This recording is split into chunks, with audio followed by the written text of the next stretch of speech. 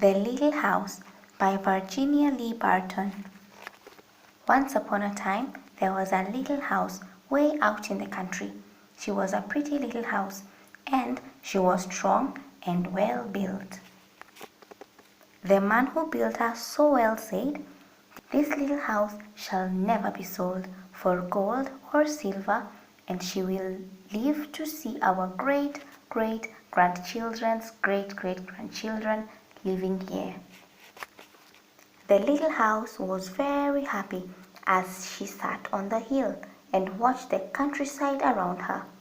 She watched the sun rise in the morning and she watched the sun set in the evening.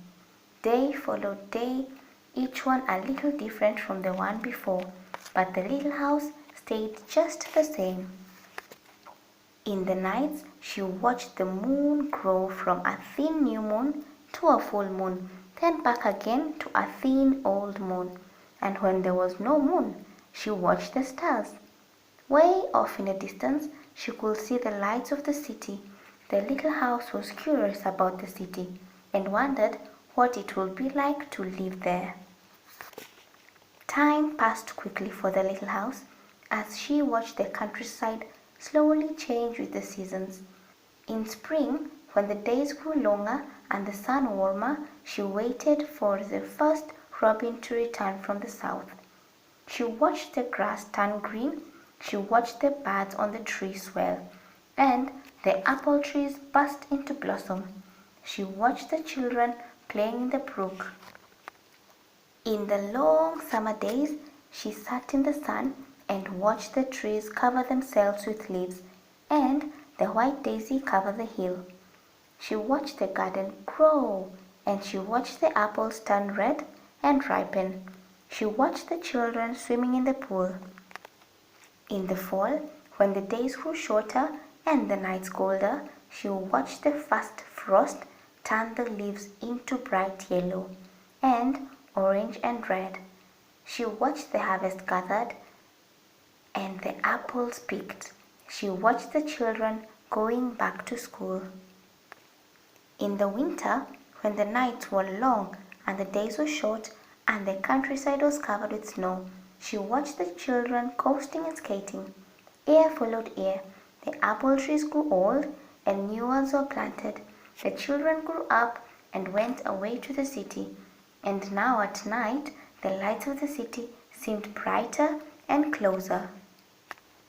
One day, the little house was surprised to see a horseless carriage coming down the winding country road.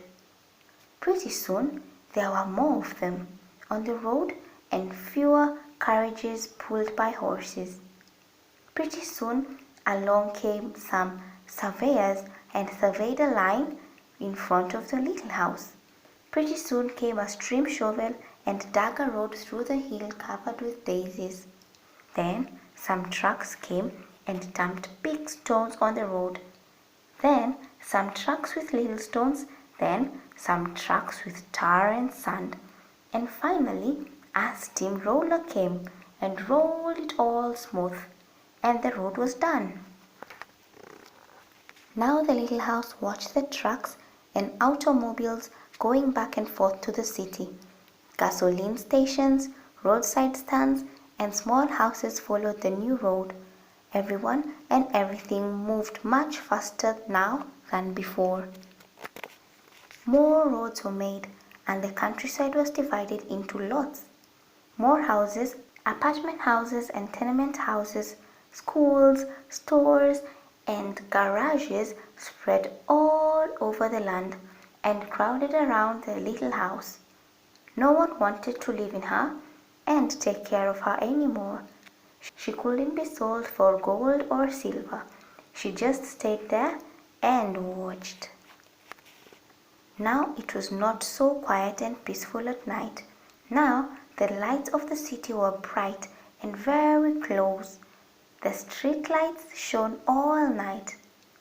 This must be living in the city, thought the little house, and didn't know whether she liked it or not.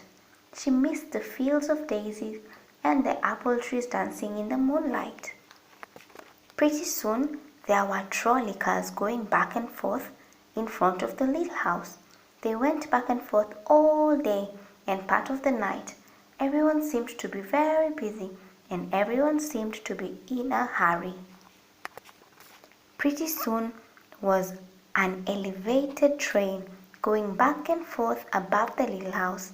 The air was filled with dust and smoke, and the noise was so loud that the little house shook. Now she couldn't tell when spring came, or summer, or fall, or winter. It all seemed about the same. Pretty soon there was a subway going back and forth underneath the little house. She couldn't see it, but she could feel and hear it. People were moving faster and faster. No one noticed the little house anymore. They hurried without a glance. Pretty soon they tore down the apartment houses and tenement houses around the little house and started digging big cellars, each on each side. The steam shovels dug down 3 stories on one side and 4 stories on the other side. Pretty soon they started building up. They built up 25 stories on one side and 35 stories on the other.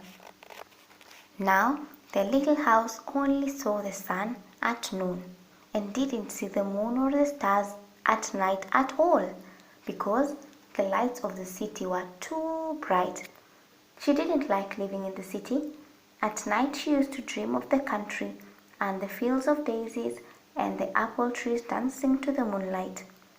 The little house was very sad and lonely. Her paint was cracked and dirty. Her windows were broken and her shutters hung crookedly. She looked shabby, though she was just as good as a house as ever underneath.